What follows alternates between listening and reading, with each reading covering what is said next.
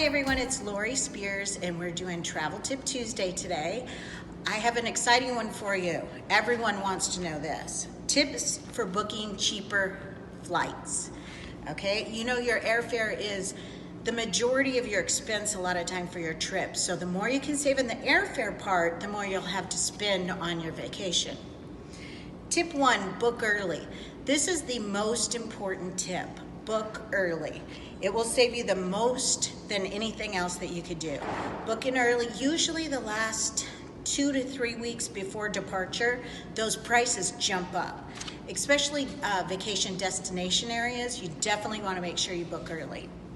And then you also get a better seat assignment when you book early.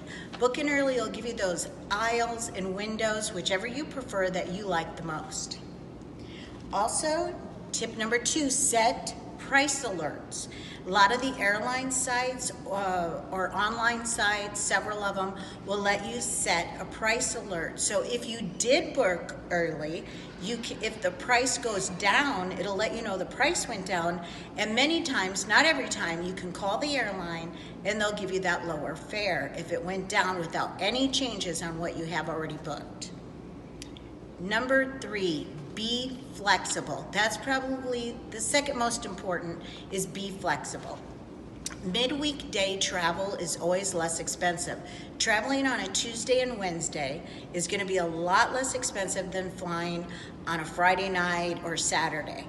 Also, if you put a Saturday night stay in a ticket, sometimes that gives you a lower rate. And also be flexible on your airport. For example, here in Dallas, we have DFW and we have Love Field. So sometimes it'll be less expensive if we check those alternate airports in the same city, or sometimes a very alternate airport, like if you're going to Orlando, maybe check Tampa, rent a car and drive it. It's just gonna be a lot cheaper in cases like Miami, Fort Lauderdale. So be flexible with alternate airports as well as days of the week to travel.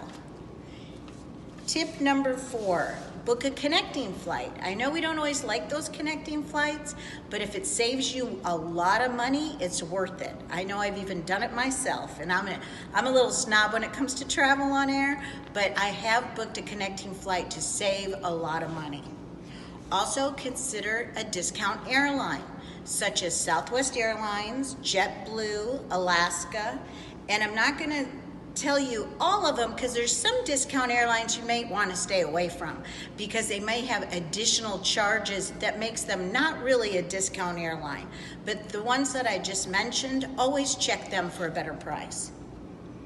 Use more than one travel portal. Check all the different portals to see that you're getting the best price.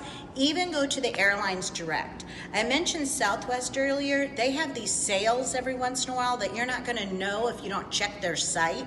And they have fares as low as $29, $49 one way. Once they even ran one all the way to Hawaii for $49 each way. So check those airline sites as well for their special deals. And browse any last minute airline specials. That's tip number 7. It kind of goes with the other one. Look at all the different portals and look at the different airline specials and what they're running. They're always having some kind of competitive race for the best price. Number 8, use airline credit card to avoid baggage fees.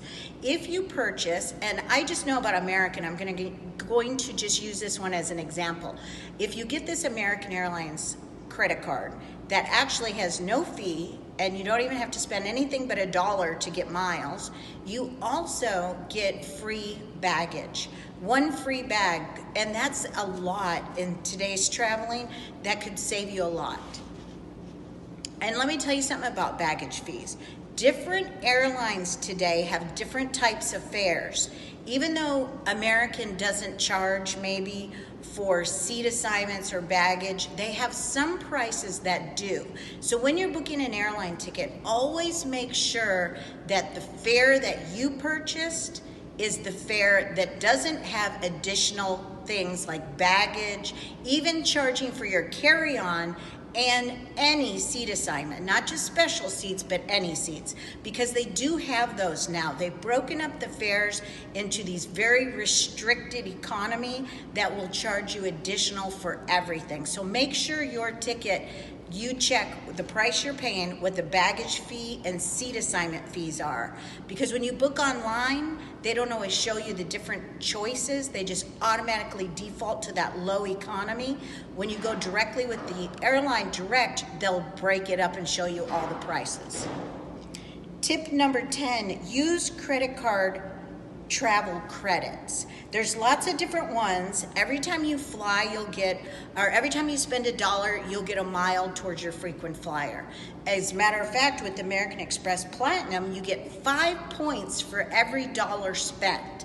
You'll also get special things like access into lounges, just special little deals. They'll even send things to you in the mail. So check out the different credit card mileage and airline mileage credit cards, 2 different things for the best, so you can get the most value, especially if you're flying a lot. Or if you're getting ready to take a trip and you know it's gonna be a costly one, get the credit cards and get in place before it's time for that trip. Flexibility and booking early are the 2 top tips in our category today. Remember those to save on your airfare.